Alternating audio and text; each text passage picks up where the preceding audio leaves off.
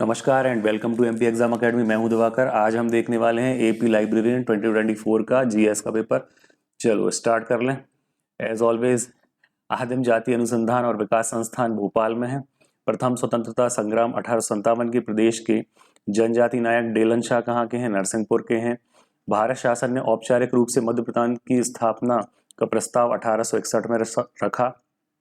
अब पूछ रहा है 2011 की सेंसस के अनुसार सर्वाधिक साक्षरता जो है लिटरेसी, उसका परसेंटेज वाले जिलों को आपको घटते क्रम में जमाना है। तो जबलपुर सबसे पहले, देन इंदौर और उसके बाद भोपाल। चलो आगे बढ़ते हैं। बाण सागर परियोजना में क्या है? तो अपना है मध्य प्रदेश, उत्तर प्रदेश और बिहार।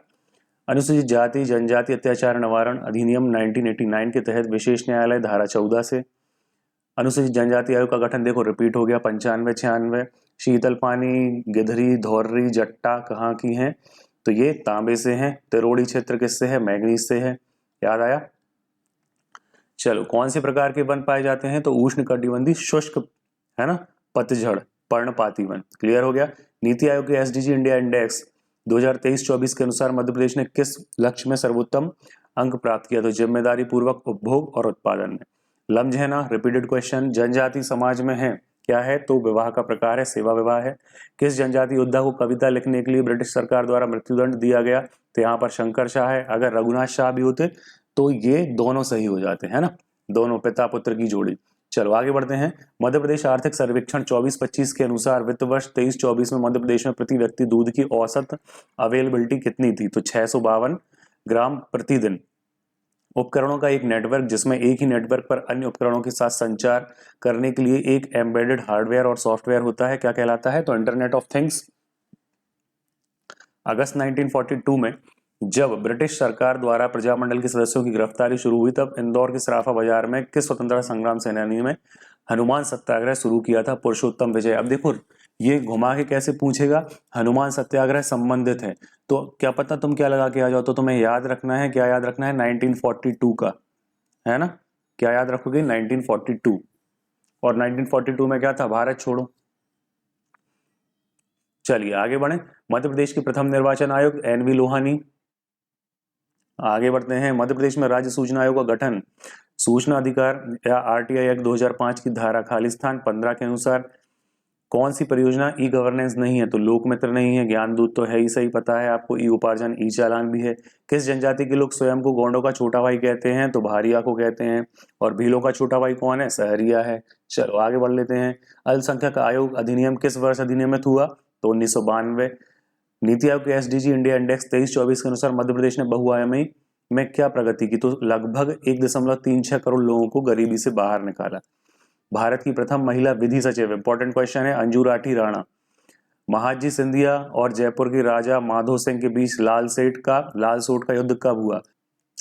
चलो शूलपाणी किस पारंपरिक तीर्थ यात्रा का महत्वपूर्ण हिस्सा है? नर्मदा परिक्रमा, एकमात्र नदी जिसकी परिक्रमा लगाई जाती है। क्लियर है, याद रख लेना।